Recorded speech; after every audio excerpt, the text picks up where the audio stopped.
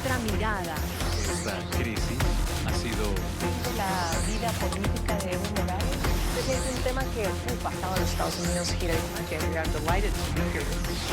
Desde adentro, con Andrea Bernal. Hola, ¿qué tal? Soy Andrea Bernal, bienvenidos a Desde Adentro, aquí con uno de estos nuevos personajes que tenemos cuando recorremos América Latina. Alberto Vergara nos acompaña, él es peruano, un conocedor del continente, un paseador de este continente de América Latina. Entre sus libros, Ni amnésicos ni irracionales y Repúblicas defraudadas. Alberto, ¿qué tal? Bienvenido. ¿Qué tal, Andrea? Qué gusto estar aquí, vernos de nuevo. De nuevo, es verdad, ya habíamos tenido la oportunidad. Alberto, América Latina, yo empiezo por ahí. ¿Vamos bien? ¿Vamos mal? ¿Vamos a algún lado? ¿No vamos a ninguno? Yo creo que América Latina está en un momento de atasco. Solemos decir que somos países o subdesarrollados o en vías de desarrollo, ¿no? Lo cual da una impresión de que estaríamos en realidad un poco más atrás que el desarrollo, pero que ya llegará. Y yo creo que en realidad los últimos años lo que demuestran es que no estamos en un camino hacia el desarrollo, sino en una vía alterna a la del desarrollo. Que hay una serie de equilibrios, de nudos, de finalmente equilibrios institucionales, sociales en nuestros países, que impiden que nuestros países efectivamente den el salto a ser países, digamos, con una combinación de prosperidad y libertad, vamos a decirle de esa manera, ¿no? Entonces seguimos siendo en términos económicos pues muchos países de ingresos medios o de ingresos bajos, sin que ninguno, la verdad, en América Latina haya logrado en los últimos, digamos, ninguno en ningún momento ha logrado ese salto que hicieron unos poquitos países, también hay que reconocerlo, no es que sea una muchedumbre de países, poquitos países que pasaron de ser países pues pobres al club de los opulentos y libres, porque yo siempre... Subieron de estrato. Subieron de estrato, lo dirían para decirlo en colombiano, sí. Efectivamente, subieron de estrato. Pero yo creo que es bien importante, y creo que parte del libro nuevo mío es que hay que entender que la satisfacción ciudadana no solo es un asunto de economía, ¿sí? No solo es un asunto de estrato económico, es un asunto de estrato de bienestar, que incluye desde luego el poder adquisitivo, sería necio negarlo, pero que tiene más dimensiones que simplemente tener un poco más de dinero en el bolsillo, ¿no? Por poner un ejemplo muy, muy básico, por ejemplo, qué sé yo, Estados Unidos tiene un PBI per cápita mayor que España, ¿sí? Pero los españoles viven en promedio 7 años más que los norteamericanos. ¿Tú dónde preferirías vivir? ¿No? Yo prefiero España. Más? ¿No? Es decir, no hay una traducción directa del dinero al bienestar de la gente. Y entonces mi libro trata de poner el acento en esas dimensiones como algo que es un requisito para justamente intentar convertir el dinero en bienestar, ¿no? Pero sí lo ves así porque, por ejemplo, el tema de la seguridad en nuestra región. Casi en la mayoría de países de América Latina, estar seguros. Pero hay quienes dicen, no sé si estarás de acuerdo, que la gente se acostumbra a vivir en la inseguridad, pero no se acostumbra al hambre, no se acostumbra a no tener, como tú dices, dinero o la adquisición económica o un empleo. ¿Tú también crees que América Latina se ha acostumbrado a que es un continente inseguro? Mira lo que está pasando en Ecuador, en Colombia, en Perú. Yo creo que, los seres humanos somos animales de la adaptación. Seguimos en este planeta porque nos vamos adaptando a una serie de cuestiones muy difíciles y por lo tanto eso es lo primero. Yo creo que todo puede construir su normalidad. La pobreza, la guerra, hasta en la guerra más crueles sigue habiendo espacio para seguir. La gente sigue haciendo bromas, la gente sigue teniendo hijos, la gente sigue, ¿no? Viviendo. Entonces creo que eso no es el tema. Y sí creo que lo que hay que tratar de entender es que estos problemas finalmente en América Latina, que a veces los tendemos a ver como fragmentados, ¿no? Qué sé yo, crimen, hambre, acceso al agua, qué sé yo. En realidad su estancamiento y su deterioro tiene que ver con que están relacionados, tiene que ver con que hay porciones de la ciudadanía que tienen el contenido de su ciudadanía en tanto institución, pues es muy flaquito, muy débil, endeble, ¿no? Eso han entendido los que nos gobiernan, porque tal vez voy allá, ¿no? El que quiere llegar a, o los políticos tradicionales de turno, o los nuevos políticos que salen, están haciendo esa lectura de que está interrelacionado, o no, hay que combatir el crimen. No, hay que combatir hay que combatir el hambre. No, hay que combatir, hay que ayudar al agua. Entonces, no interrelacionan y no están sabiendo leer al electorado. Absolutamente. Creo que eso es lo que ocurre. Por ejemplo, en el crimen, ¿no?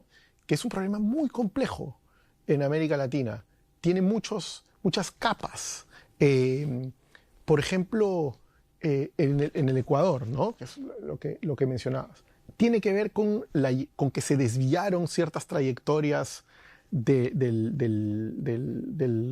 viaje de la droga hacia Estados Unidos, hacia Europa, con que llegaron mafias de otros países, las albanesas, los propios cárteles mexicanos que ahora actúan ahí. No se instalan en todo el país, sino sobre todo donde hay puerto o algunas carreteras, que es un fenómeno que le ocurrió a Acapulco. Acapulco era la joya del Pacífico mexicano, donde toda la clase media latinoamericana soñaba con ir ahí a vacacionar. Ir ahí, ¿no?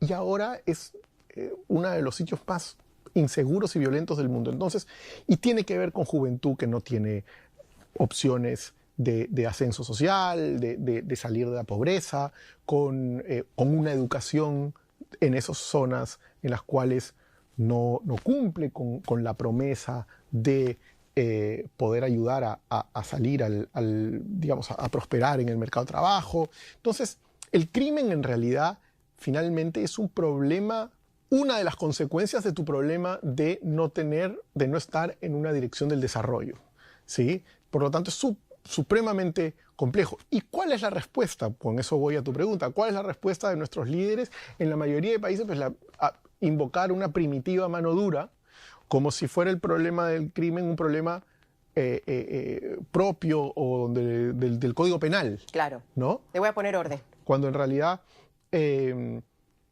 das cuenta que el crimen es una interrelación de problemas uno tras de otro, y nada, pues creer que realmente lo solucionas con más cárceles es iluso. Obviamente, eso es una dimensión absolutamente importante, el Estado, coercitiva, de defensa de la ley, está claro.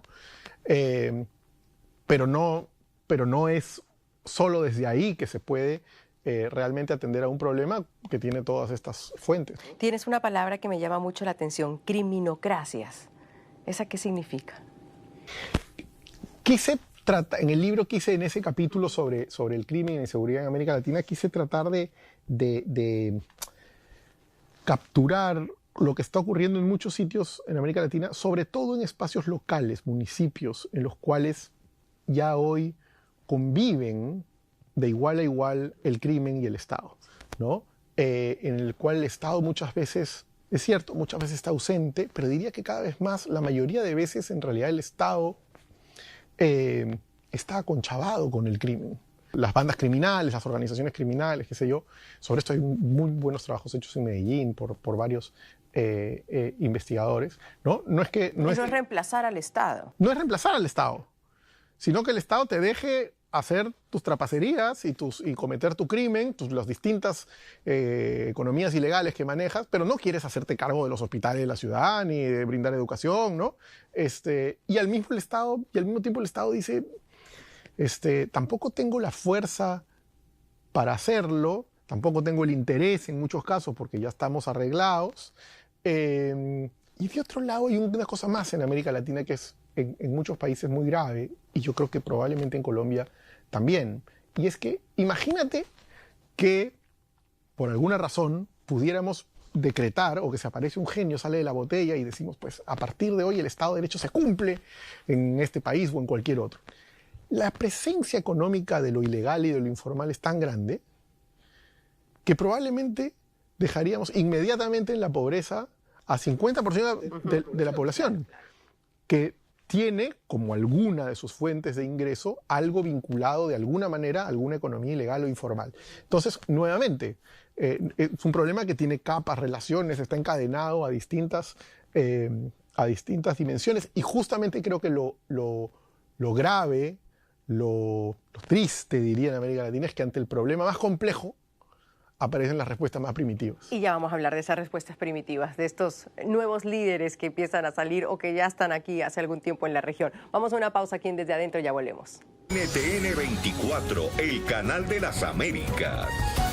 Bueno, seguimos en esta interesante conversación sobre nuestra región que tanto nos apasiona y que tanto también nos duele, América Latina. Alberto, hablabas que ante estos problemas complejos de los que hablábamos en el primer bloque, pues salían estas soluciones de bendita, ¿no? A veces como me corté aquí, póngame un Band-Aid o una curita. Y salen estos con la curita, personajes que uno dice, ¿y cómo aparecieron? ¿De dónde salieron? ¿Quiénes son? Y terminan pues gobernando un país. Pues te puedo hablar de varios, ¿no? Bukele, lo mencionabas, Javier Milei en Argentina. ¿Qué te dicen esos nombres de nuestra América Latina? Son el síntoma de países en los cuales la degradación de algunas esferas, en el caso de El Salvador, pero podríamos agregar, por ejemplo, el Brasil antes de Bolsonaro. Bolsonaro y Bukele son producto directo del agravamiento de la crisis de seguridad, ¿no? Una población que dice, por favor, alguien que ponga orden con esto. Luego uno puede discrepar con las políticas, pero uno no puede negar que hay una demanda ciudadana por eso. En el caso de Milei, me parece que es claro que es el reclamo por poner orden en la economía, un país, yo creo que la elección de Milei refleja mucho más la desesperación económica que el hecho de que la población argentina se haya convertido en libertaria. Libertaria o antidemocrática, sí, ¿no? Yo creo que exacto. Es más como, bueno, había dos candidatos, uno ministro de Economía, el otro es economista, el tema es la inflación, hay que escoger, y creo que la gente escogió claramente por una terapia de shock, además anunciadísima, por Milei. Entonces, creo que lo importante es que el problema de la democracia en América Latina en este momento es que la gente está usando la democracia de alguna manera, para castigar una situación, tratar de resolverla, pero al mismo tiempo castigar a quien está en el poder, e intentar de manera muy pragmática que, por favor, alguien solucione estos problemas tan agudos y que realmente hacen la vida pues muy cuesta arriba, ¿no? El problema, desde luego, es que en esa carrera por resolver esos problemas, muchas veces ese pragmatismo puede meter a los países en unas vías de las cuales luego se arrepienten, ¿no? El caso de El Salvador me parece clarísimo. En este momento, la gran mayoría de los salvadoreños están felices, están contentos con el dictador juvenil. ¿Cómo le llamaste? Con este dictador juvenil, qué sé yo, que probablemente algún día dejará de ser juvenil, pero va a ser difícil que deje de ser dictador. A la vuelta de unos años te vas a dar cuenta que probablemente habrás perdido los dos, ¿no? Que en la búsqueda de esto ok, voy a renunciar a un poco de libertad por un poco de seguridad, a la vuelta de unos años lo más probable es que no vas a tener ni seguridad ni libertad, ¿no?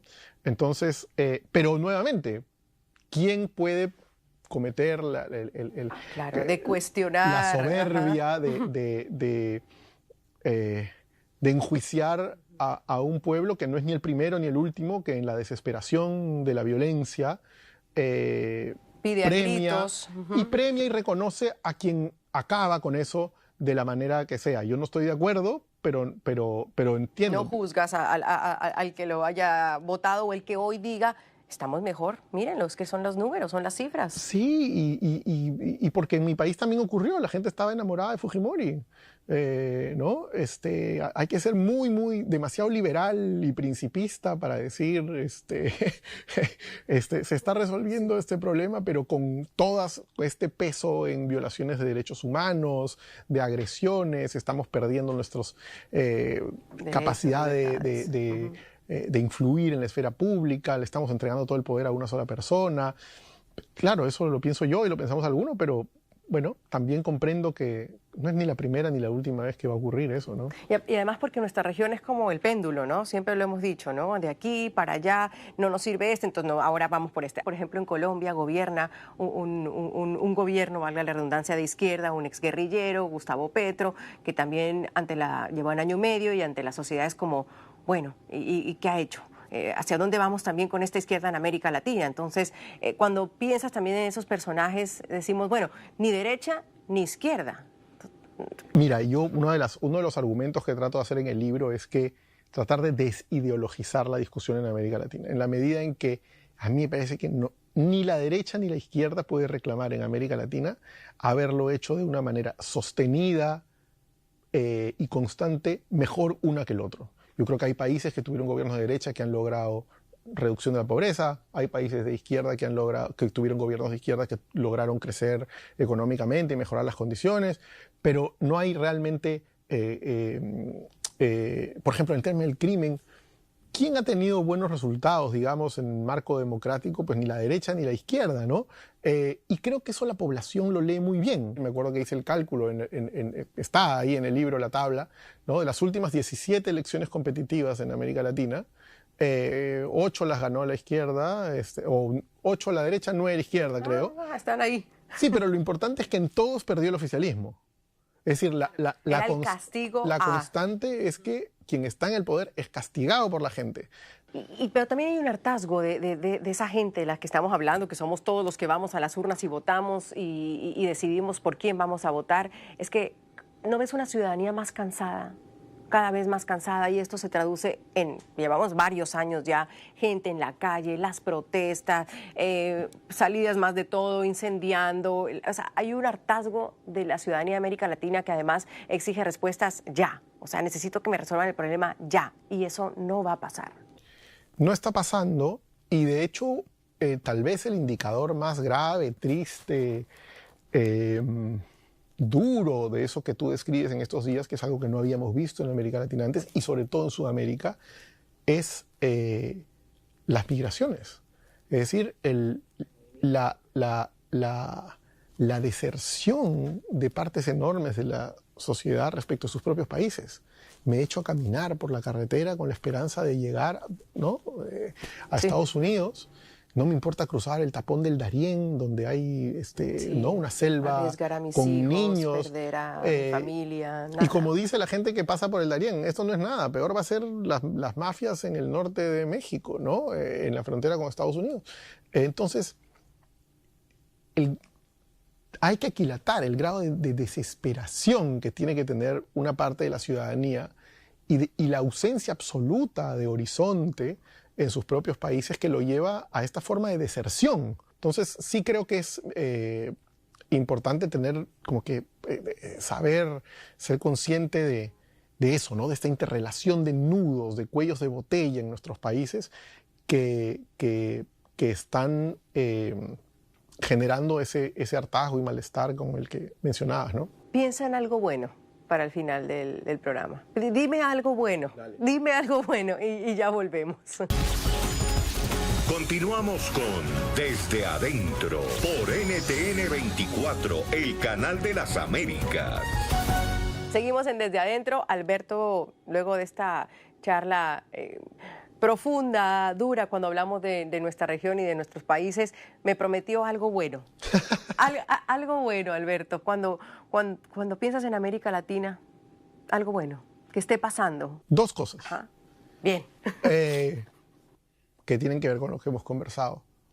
Uno es que es un continente en el cual, con todos los problemas, yo creo que somos adictos a votar. Vamos a seguir votando. Somos dependientes de esa ánfora. Seguimos votando. Nuestro voto sigue importando. Incluso en regímenes autoritarios como Venezuela, bueno, en Nicaragua no, pero ya Nicaragua es una dictadura cerrada, tristísima, pero hasta todos en Venezuela, exacto. Se sigue votando, ¿no?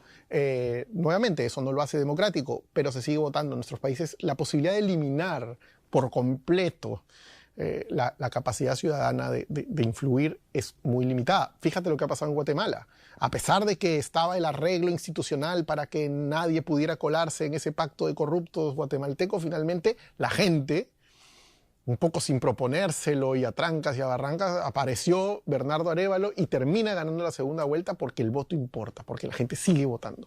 Y yo creo que es una cosa que hay que defender y confiar en la ciudadanía. La ciudadanía no es ni tonta, ni la ciudadanía es capaz de escoger lo que nos conviene. También de equivocarse, desde luego. No estoy haciendo un elogio ingenuo. Por supuesto que también puede equivocarse. Pero en democracia podemos justamente digamos, todos nos equivocamos, la diferencia es quienes aceptamos, ¿no? Es aceptar que te equivocaste, ¿no? Entonces yo creo que eso, una primera dimensión democrática del voto. Y lo otro que podríamos mencionar como algo que a mí me parece que da esperanza en América Latina, pues son los movimientos de mujeres. O sea, yo creo que los movimientos ciudadanos de mujeres en muchos países han logrado ensanchar los límites de la ciudadanía de las mujeres, incluir ciertos derechos que hace 10, 15, 20 años parecían ilusos. Y eso demuestra que cuando hay una agenda, que cuando hay ganas, que cuando uno se moviliza, se puede conseguir cosas. Y de hecho, en las últimas elecciones en América Latina, está claro que las mujeres están teniendo un voto mucho más democrático que los hombres. Es decir, cuando las segundas vueltas son entre candidatos autoritarios y otro democrático, las mujeres optan por el democrático, ¿no?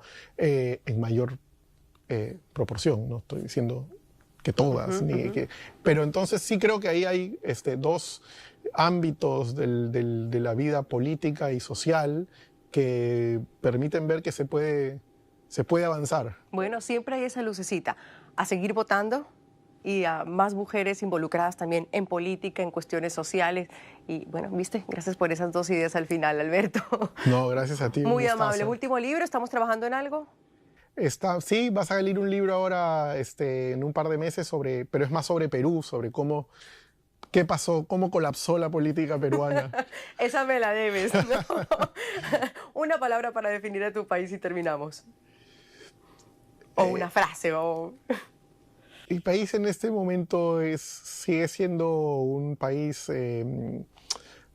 creativo, extraordinario, con una gente que es increíblemente trabajadora, pero que ha sido y que es en este momento lamentablemente, miserablemente traicionada por sus políticos, y por sus élites, diría yo, en general, que han tenido una visión muy miope del país y que en este momento, lamentablemente, con el gobierno de Dina Boluarte, que es un gobierno que es una desgracia realmente, que ha asesinado a 50 personas en el Perú en protestas sociales y que nos va a dejar un país dividido, amargo, duro y sobre todo me molesta mucho la indolencia que tanta gente puede argumentar, como que ya pasemos la página, fue un hecho menor, cuando es un hecho absolutamente inaceptable en una democracia que algo como esa barbarie ocurra. Nos debemos esa segunda charla del Perú. Dale. Alberto, mil gracias por tu tiempo. Siempre increíble oírte hablar de América Latina. Te agradezco mucho. No, te agradezco yo. Gracias, que estés muy bien. Gracias a ustedes. Nos vemos en otra próxima emisión en Desde Adentro.